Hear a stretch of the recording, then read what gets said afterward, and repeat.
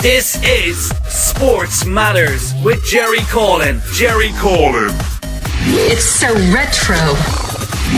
We cover all the biggest sports on the planet. MMA, boxing, snooker, football, darts, you name it, and we cover it.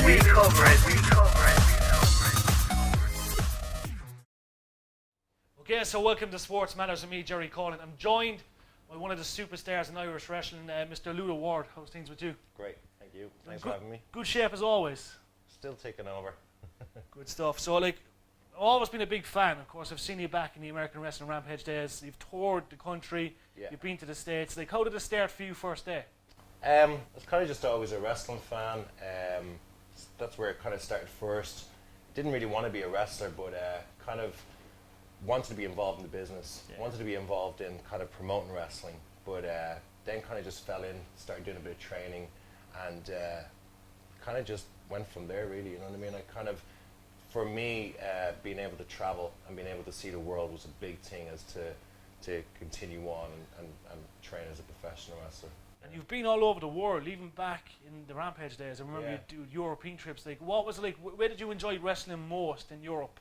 It's funny because they're all different, you know, the fans in Germany are going to be different to the fans in France, and you know, I've been to Japan. I was lucky to be in Japan and Qatar, and next month I'm going to Pakistan. So it's great to be able to kind of see all the different fans from around the world, and but as I said, they're all different. Like Japan is kind of a bit more, they sit and they watch and they'll react to certain things, whereas in Ireland it's just completely just constant bonkers and things like that. So it's good to be able to travel and see the different kind of fan bases around the world, but the reaction is always different. Yeah, and when you grew up, because I know you didn't really plan to be a wrestler, but did you watch it? Loved it. I mean, I was the biggest fan. I mean, it was just on my mind 24/7. It was from the moment I woke up to the time I went to bed, it was just wrestling. And what kind of guys inspired you? Because there's a lot of big characters back in the day. What guys stood out for you the most? I think as well that for me, I kind of gravitated towards the guys that were really great wrestlers. I like the gimmicks, you know, like the Ultimate Warrior and Hulk Hogan, but for me it was always like Kerry Von Erich and you know, Mr. Perfect and Bret Hart and Ric Flair, you know, the guys that could put on a good match. And I think that's why I stayed a wrestling fan as well, for past the time of, you know, when people drift in and say, oh, I was a big fan back when Hulk Hogan was there. I just stayed a fan forever, and I think it was because I gravitated more to the guys that were not just, you know, had the gimmicks, but were also good performers in the ring. And I know Bret Hart because I remember seeing you at an event with Bret Hart. What was it like to have Bret in Ireland? Amazing. I mean, Bret Hart was like my absolute hero growing up as a kid, you know, and to be sitting on a tour bus, you know, just across from him, you know. And a funny story as well is, like, after a tour in France, we came back and I woke up and there was a Christmas card from Bret Hart, which was just like, oh my God, I got a Christmas card from Bret Hart. So yeah, amazing. It's like Bret Hart was my hero as a kid. I remember the tour well because to get Bret Hart to Ireland alone was it's probably one of the biggest things that's ever been done. Yeah. But it was so successful, of course, you know, trips to Limerick, I think you were up north. We did everywhere. Yeah. We did you know, everywhere, Donegal, Dublin, Castlebar, you know, Galway. Yeah. We were pretty much did it. And the lineups were sick. Like you had Chris Masters, Sabu. Yeah, Chris Masters was just off TV at the time. X-Pac we had here as well. Sabu, some really good names. Good characters. And like your first match, can you remember it well? I do. It was Mount Temple, which is over the north side. It was against Red Vinny, and completely nerve-wracking. You know what I mean?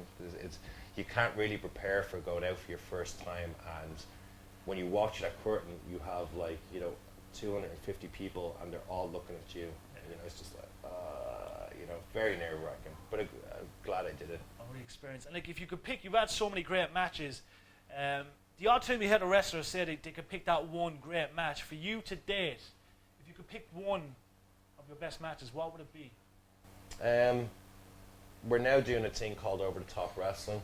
It's kind of more catered for wrestling fans, and it's more showcasing a more of an athletic form of professional wrestling. So since I've came back from the States, I've had some really good matches. You know,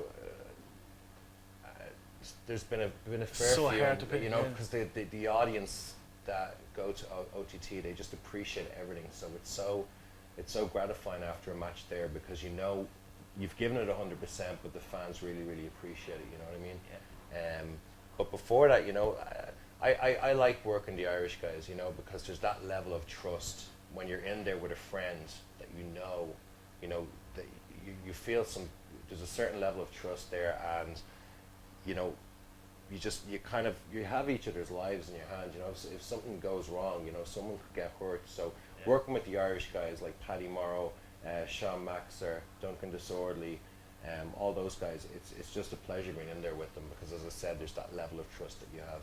Definitely, and of course you made that big move to America. I remember all the newspapers. Yeah. It was great to see it, and I was delighted because I've watched it for years. But like, did you take obviously great experience from that? Of course, joining. Amazing to, you know, grow up like idolizing WWE. Every morning at 12 o'clock, we flick on the TV. That was for me. I was set, you know, every Saturday morning, every Sunday morning, and then to one day work for that company is just amazing. You know what I mean? It's like being to people that don't understand. It's probably like watching Manchester United as a kid, and then finally getting the sign for Manchester United and playing there. You know what I mean? It's amazing. So just the sign to have that WWE contract in your hands and to sign on the dotted line was just amazing. It was just like a dream come true. And you, what kind of guys were around you? Because obviously, you know, with the development project, and is there any guys that were seen today on telly that you remember being around? The guys that would be on the TV now. I mean, everyone. I mean, the Wyatt family.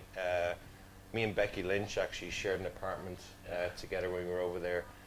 Enzo and Big Cass were guys that were some of the guys from the New Day were still there, trying to break into the main roster. So there's a lot of guys. It's great to see when you're there, and it's amazing to see your friends that when they get up onto they break through, because in the performance center you can have like maybe 90 people, but of that 90 people, maybe only 6 to maybe 12 people every year get called from NXT up to the main roster, you know. So there's a lot of guys that don't make it. So it's great to see that people who have busted their ass, they finally break out of NXT, like Becky, and they make it onto the main roster. And not only do they make it onto the main roster, but they also do amazing things, you know, as Becky and Fergal, you know, winning titles, which is amazing to see as well. Definitely. Great for Irish wrestling. Oh, but it's definitely set in America. Like when you have the likes of yourself, Sheamus, you know, Becky, they're all doing it. So it sets the example for the younger generation. Yeah. And I'm sure we're going to see more and more over the years, because,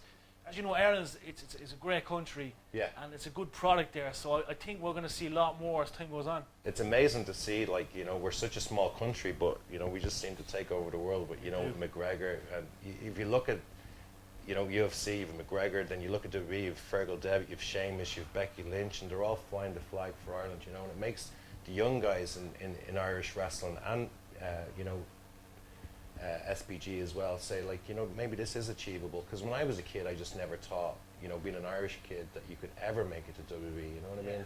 But then you see people and they're excelling, and it's amazing to see. Definitely. Now, OTT, because I'm a big fan of it, it's everywhere, it's blown up. Tell us what it's like to work with such a great team, and you're producing great shows. They're selling out, like, you know what I mean? It's fantastic. It's just amazing to, we've been lucky as well that so many great talented people have gravitated to OTT, you know, so we were so lucky that like just 2 amazing commentators fell into our lap, and in Angus and Dom, and you know, they're doing our commentary and stuff like that, and we just seem to be very lucky as well, and we have, you know, some of the top European guys, Marty Skrull, Tommy End, Zack Sabre Jr., them guys all want to work in OTT because they've heard about the atmosphere that's there, and they heard how the Irish fans are just so respectful. And the idea of OTT is to showcase, you know, it's added bits of comedy, but it's also to showcase the unbelievable new style of wrestling that's coming through, that showcases more the athleticism of professional wrestling. There's nothing wrong with the Hulk Hogan's and the Ultimate Warriors, you know, but it's wrestling's it's moved on. It's now about showcasing great athleticism, and it's amazing to see the talent out there. It's just unbelievable, you know. And it's a new level of wrestling, and it's brilliant to see. Just before we go, for all the younger lads, because you know you get a couple of, like, you've got Fight Factory, there's a couple of places around the country where you can learn and go through the whole thing.